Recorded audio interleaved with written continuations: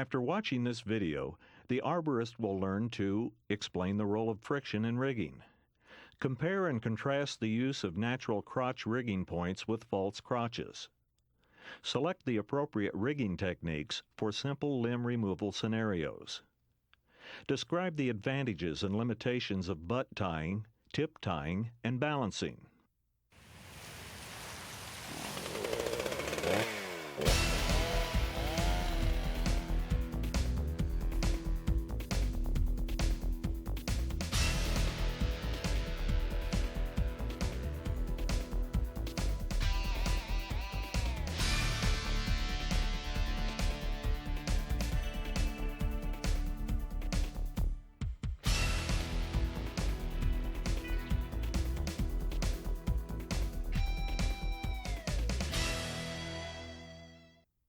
The Art and Science of Practical Rigging is an advanced training series that requires the user to have already mastered basic climbing skills or aerial lift operation and cutting techniques. Rigging requires a combination of knowledge, skill, and experience, and proper training is essential. The techniques demonstrated in this series should be practiced in non-critical situations, under the direct supervision of trained, experienced personnel. This video series should be viewed in the proper sequence because each video builds upon the skills demonstrated in previous videos.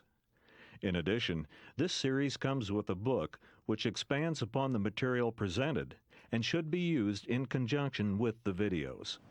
In this video, we're going to take a look at some basic techniques for limb removal, from the simplest cut and chuck method to other techniques such as butt tying, tip tying, and even balancing limbs. And we'll also look at methods to brace trees or guide trees to support them while we're working in them. We're also going to look at natural crotch rigging versus rigging with arborist blocks. And we're going to look at the role of friction in the rigging system. That's right. We are going to take a look at the role of the ground worker during a rigging operation and look at some different techniques for attaching hardware to the tree. Throughout this series, we're going to be using a number of different sites. We'll be in numerous different locations in different trees, and we're going to look at rigging operations while climbing the tree as well as while using an aerial lift. Well, we got a lot of ground to cover. We better go get at it. Let's do it. Okay.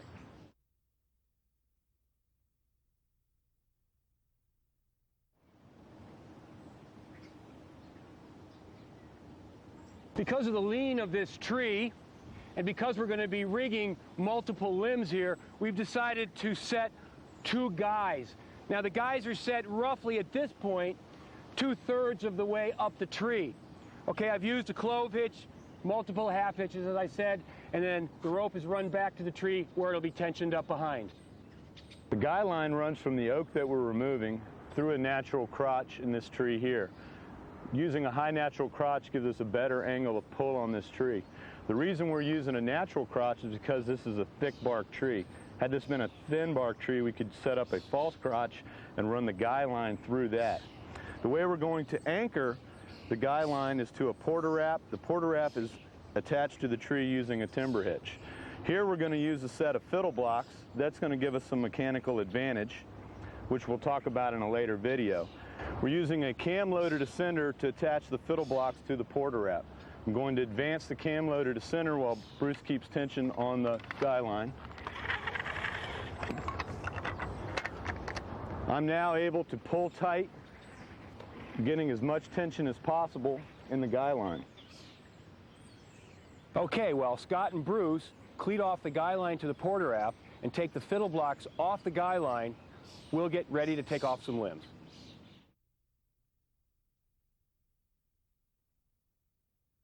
Rigging is not always necessary. There's a lot of things I've got to consider. Among them, the time that it may take to set up the rigging situation and the overall efficiency of the job. I've got to think about the potential forces that it could put on the tree. I've also got to think about obstacles. Here I don't really have any obstacles. So for this limb, I'm going to use the classic drop cut. I'm going to start with an undercut with the chainsaw, then use my handsaw to scribe a line across the top. Then I'll finish it off with the chainsaw cut down right on top of my undercut. Now notice how I'm set up, I'm positioned here. I'm tied in from overhead. I'm using a couple of loop slings to give me better footing. And I've got my work positioning lanyard around the stem. Notice how I've attached it, both ends back to the center D-ring here. Just in case it were to split during the cutting and split back towards the trunk of the tree, that's going to be a lot safer for me to be positioned that way. Okay, stand clear. All clear.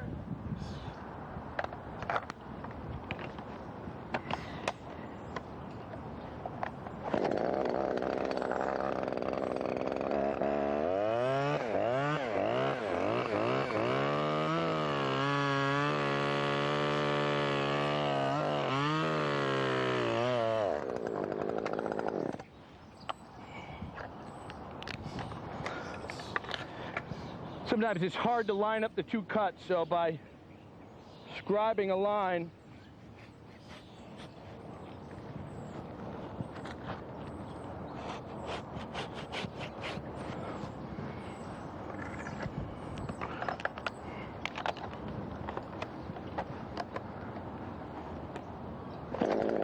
okay, stand clear, making the final cut.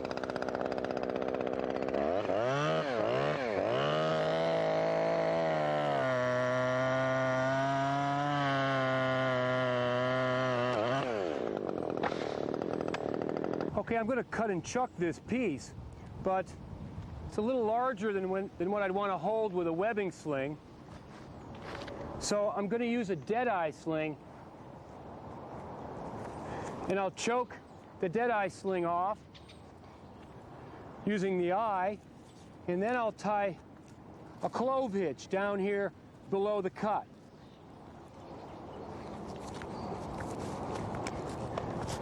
And of course, I'll finish my clove hitch with at least 2 half hitches. Now I can make this top cut with my chainsaw, or I could feasibly make it with my handsaw, and the sling will catch it.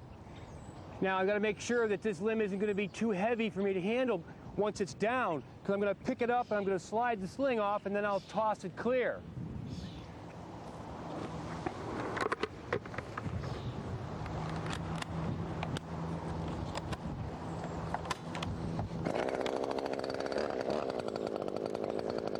Stand clear below.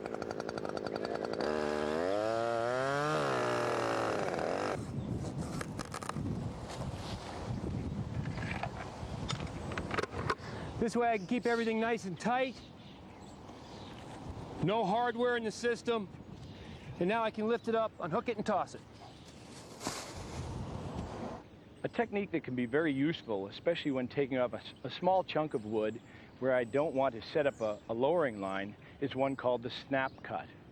What I'm going to do is I'm going to make 2 cuts from opposing sides, and I want to offset the cuts by about 1 inch or so. And I do want the cuts to bypass, but because I'm not taking off a big piece of wood, there should be enough wood fiber there to hold the piece intact while I then put the chainsaw away, and then I can snap or break the piece off. Some people refer to this as a mismatch cut. Now, one of the nice things about this technique is it's a good way to get away from using one hand on the chainsaw. Let's say I were to want to grab this piece because I don't want to just cut it and let it fly. I do want to have control over its fall. Maybe I want to make sure I toss it into a good landing area. What people will do is they'll grab the limb with one hand, make the cut with one hand, and that can be extremely dangerous. So let's take a look at this technique. Stand clear, making a cut.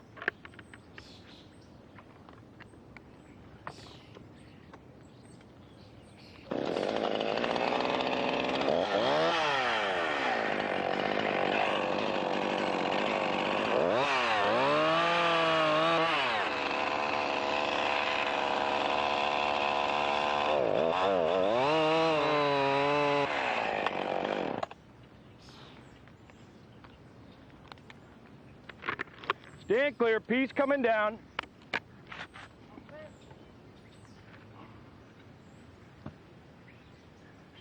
You can see that can be a good technique to control a smaller piece without using a lowering line and to keep from using one hand on the chainsaw.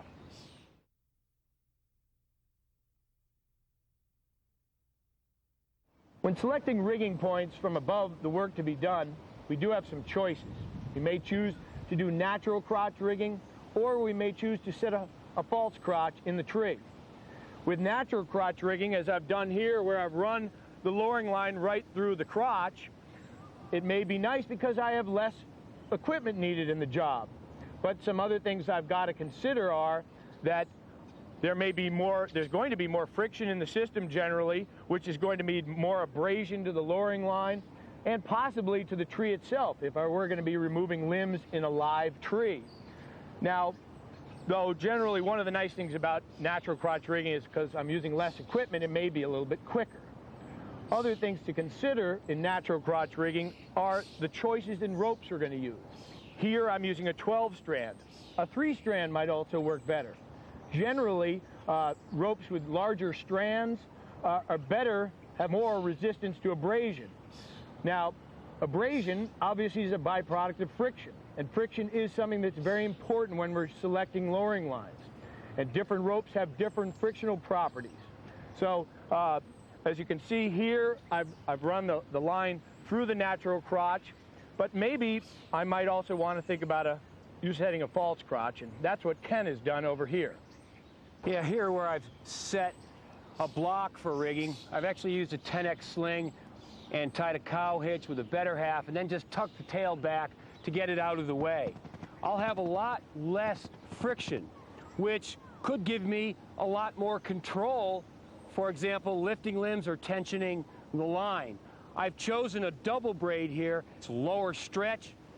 It wouldn't be a good choice, though, for natural crotch rigging because it would have less abrasion resistance qualities, and it really would be detrimental to the rope in numerous ways, as we've discussed previously. I do have multiple choices, actually many choices, as to where I set this block, as long as I've chosen a spar limb or the trunk of the tree to set it so that it will support the work that I'm to do. And I can move this around. If I think about where I'm going to be placing the block when I'm determining what limbs are going to be removed, I could take multiple limbs from one good spot where I don't actually have a crotch or a natural crotch. That's right, and that's really one of the limitations, isn't it, Ken, about natural crotch rigging? You kind of have to use what the tree gives you. That's right. The tree sort of dictates to you a little more, at least a little more, as to how you take that tree apart. Right.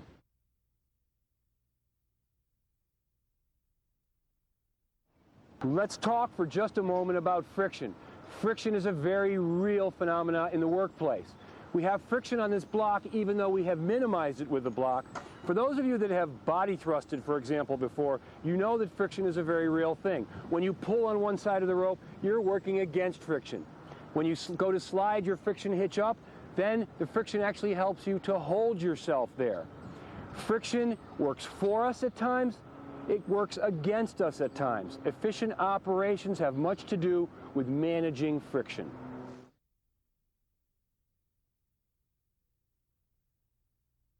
In this situation, we're going to take a look at an example of natural crotch rigging. Notice that I'm working out of a bucket truck. So again, it's very important anytime working out of a bucket truck to be properly positioned. Not only myself, make sure that I'm in the right position once the piece goes over, that I won't be in its way, but also the truck and the boom. I want to make sure that they're well out of the way of any limb or log that's going to be coming down out of the tree. Now what we've done here is we've employed a ProMaster 3-strand lowering line up through this natural crotch. We're going to be taking wraps on the tree. I've tied the limb off with a running bowline. Now this 3-strand is a good choice for natural crotch rigging. It's much more appropriate than a double braid would be. Something that we have to remember when we're using a natural crotch rigging, because there's a lot of friction up here in the crotch at the rigging point, what that means is when this piece comes over, the lead here, the short leg of the rope, is going to bear a lot more of the brunt of the force than will the fall, which is from the rigging point down to the wraps at the base of the tree. Now, if we were using a false crotch rigging, a good rigging block, what that would do is that would keep the line pull, the forces in the line, a lot more evenly balanced all throughout the rope. So that's something you need to be aware of if you're using a line for a lot of natural crotch rigging. If you're using the same end, chances are pretty good that end of that line has been taking a lot of the brunt of the force of the limbs shock load the system. Now, what I'm going to do here, again, we've got our limb tied off. I've got the guys with about one wrap around the tree. I'm going to make a face notch on the bottom here, cut out the ends of my hinge, make my 2 kerf cuts, and then finish it off with the top cut, and then the piece will be lowered away. Okay, you guys all set on the line below? Top cut. Yeah, clear, making the face notch.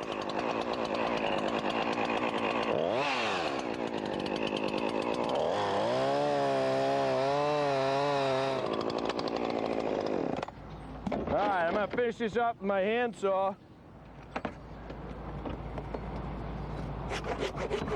And then you guys can let her go.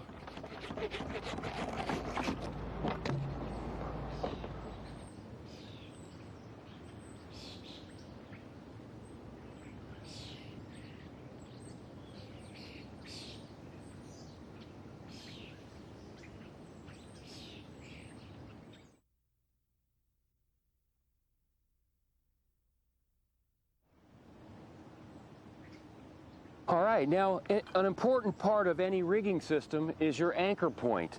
Here, Scott, I notice you've anchored the Porter wrap to the sling with a girth hitch. How's that done? The way that's done is take a dead-eye sling. It's important that the sling have a large eye. I run the eye through the bottom anchor point on the Porter wrap, the tail of the sling through that eye,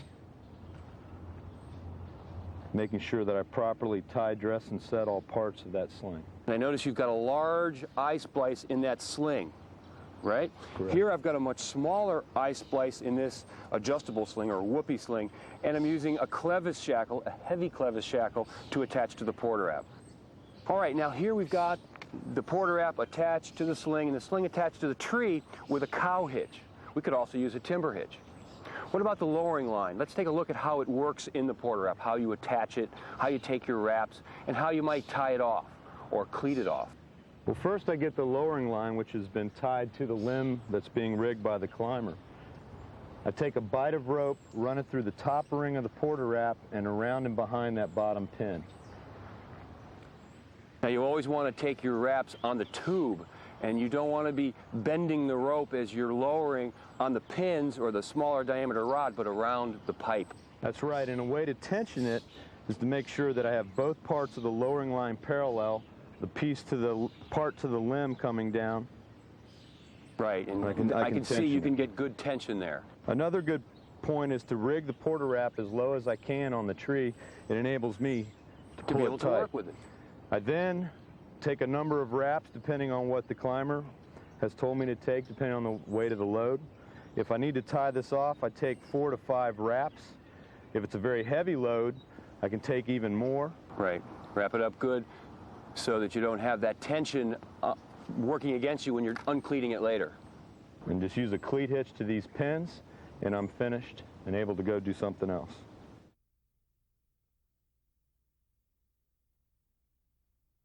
Here I've positioned my rigging block above me using a false crotch, and I'm going to use a butt tie here. I'm going to tie the lowering line onto the butt end of the limb, and then I'm going to make the cut back in here close to the stem. That way, when I make the cut, the tip will drop down and my ground worker will be able to control the descent of the limb. Now, again, positioning is very important. I've got my climbing line overhead, and I've attached my work positioning lanyard around behind the stem of the tree. This will help keeping me from swinging around underneath the tree. So now I'm going to attach the lowering line using a clove hitch, backed up with 2 half hitches. Clove hitch works very well to attach the lowering line onto a limb as long as I back it up with the 2 half hitches. Now it's secured. And Bruce, would you take a couple of wraps? I'm probably only going to need about 1 wrap on the Porter wrap. See here, the lowering line will be away from where I'll be making my cut with my chainsaw. And once Bruce is ready, I'll start by making a face notch on the underside, a couple of curve cuts at the end of my hinge, and then I'll make the final cut from above. All set? All right, stand clear.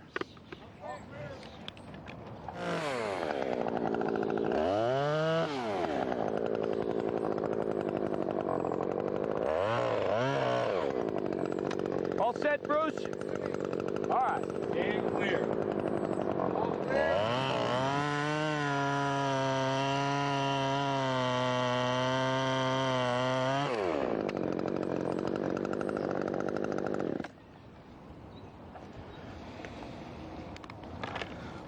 Okay, nice job.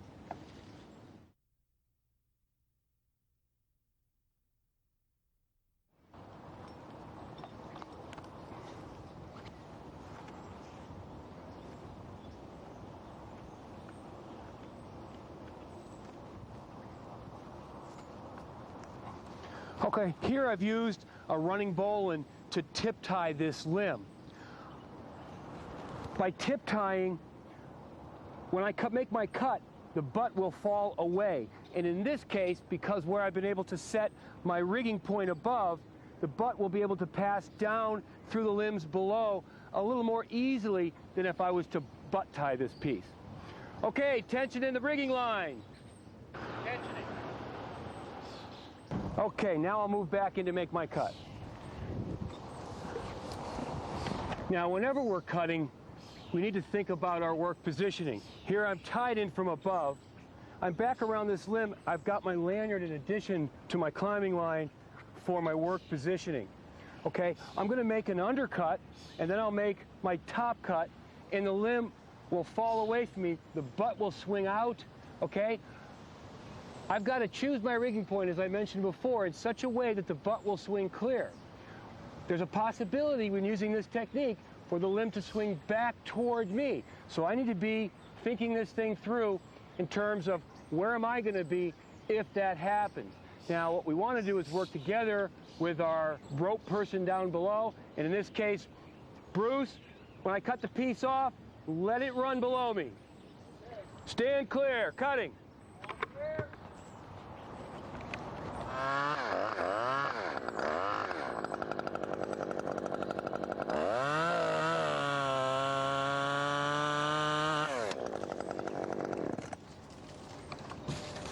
Very nice.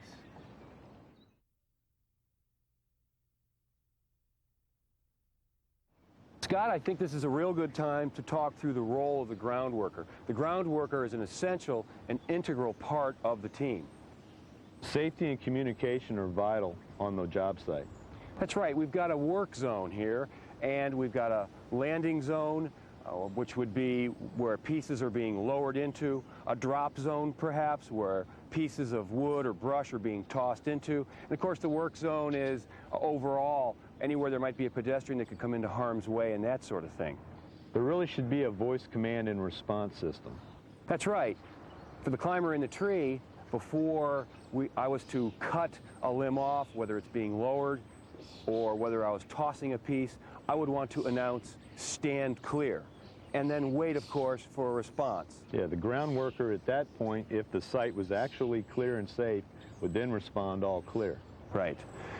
If you were to walk in underneath my work, or if you were wanting to work underneath, then you would say, underneath, coming in, and wait for my response, which would be all clear.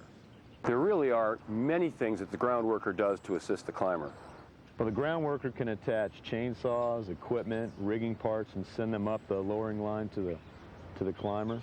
We also help the climber judge distances, wood weights, figure out what's the right rigging method for that situation. We're also able to attach lowering devices and other anchors and rigging that can be done from the ground.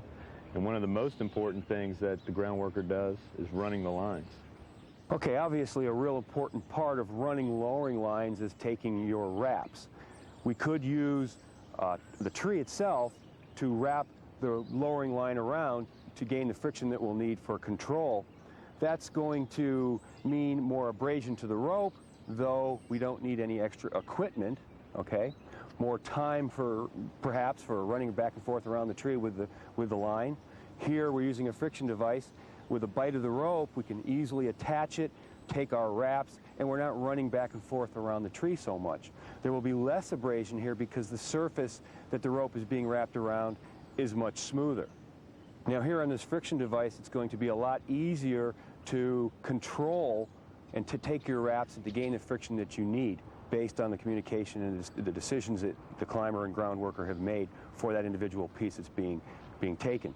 Now, many times when you're cutting a piece of wood or brush, I'm going to want the ground worker to let it run. When letting lines run, ground workers should wear a glove to protect their hands.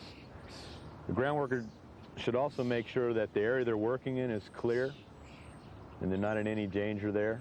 Also make sure that no part of the lowering line is wrapped around any part of the body, that it's tangle free, there's no debris in it. I completely agree about everything you've said, and the gloves are such an important part because if I'm really going to expect you to let it run, you're going to have to let that rope run through your hands, and that rope running through your hands is going to mean a lot of heat, right? And you're going to have to either grab it or let go of it if you get too much heat, so gloves are very important.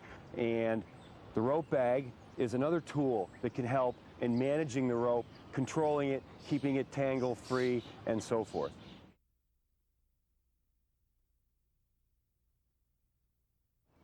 Here we've decided to use a balancer.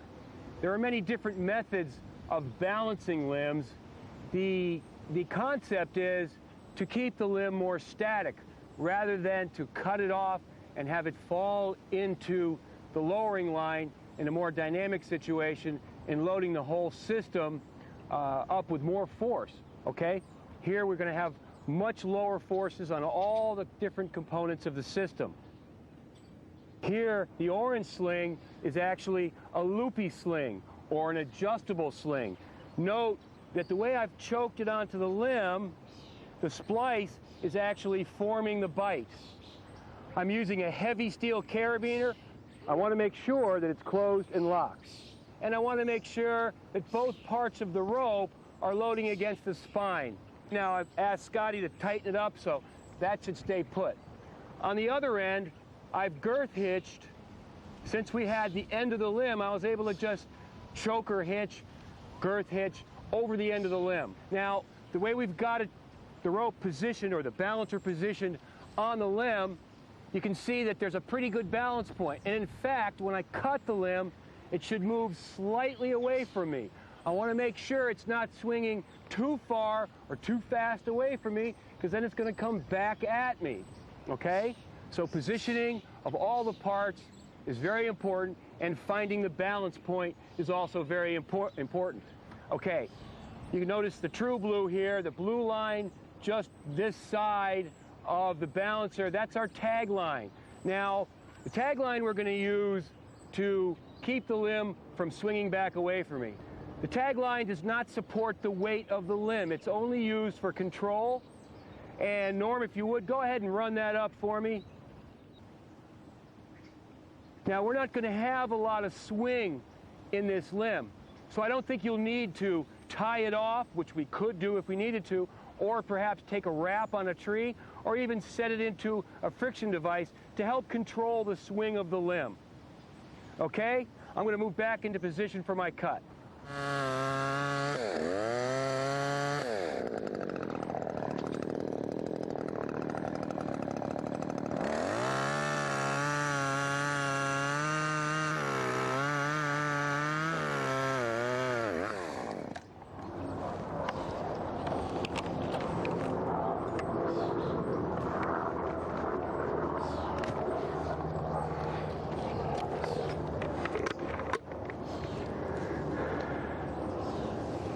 No matter what type of a cut you're making, work positioning is always very important. You've always got to think through where will you be when the piece swings or spins. Keep in mind the way it will move once it's cut off. Well, Rip, we've looked at a number of the fundamental methods that really are the building blocks for the techniques we'll be looking at throughout the video series. That's right. And another thing I'd like to reiterate that has been a central theme to this series is the importance of work positioning. Whether you're climbing in the tree or working out of an aerial lift, how important it is to put yourself in the proper position during a rigging operation so that you can avoid injury or damage to our equipment. In other words, considering the potential for equipment to fail possibly. The unthinkable could happen. And where will we be? Fail-safe doesn't mean that equipment cannot fail, but that if it were to fail, that it would fail in a safe way. In other words, we would be out of the way because we've considered that as a possibility. That's right. You know, unfortunately, we can't control all the variables, but we do need to try to control the ones that we can so that we can work in as safe and efficient manner as possible. Well, this is Ken Palmer And Rip Tompkins, with Arbor Master Training, reminding you to please climb safe, cut safe, and rig right. and we'll see you at the top. ISA wishes to thank the sponsors of this video series: Husqvarna, Vermeer Manufacturing, Samson Rope Technologies, Buckingham Manufacturing, and Arbor Master Training. For additional information and tree climber training materials, the International Society of Arboriculture recommends The Tree Climber's Guide by Sharon Lilly, Arborist's Equipment by Don Blair, which includes a CEU workbook worth 10 credits, and the complete line of Arbor Master training videos hosted by Ken Palmer and Rip Tompkins. Each video series comes with a study guide and CEU workbook. Also available from ISA, the ANSI Z133 standards for tree care operations. Today we're going to be talking about the advantages of using both hands as opposed to one hand. I found that climbing with one hand is quite difficult, often having to use my teeth to hold the line while I advance my friction hitch. As with most tree workers, we work with our hands in our pockets. So I'm going to demonstrate the new technique. Pull both hands out of your pocket and put them to work. If you have any questions, you can check the workbook put out by Pip Tompkins. Pip and I have been working a long time together on how to use both hands to get the work done. When the hands are not in use, safely put them back in their holsters. Thank you.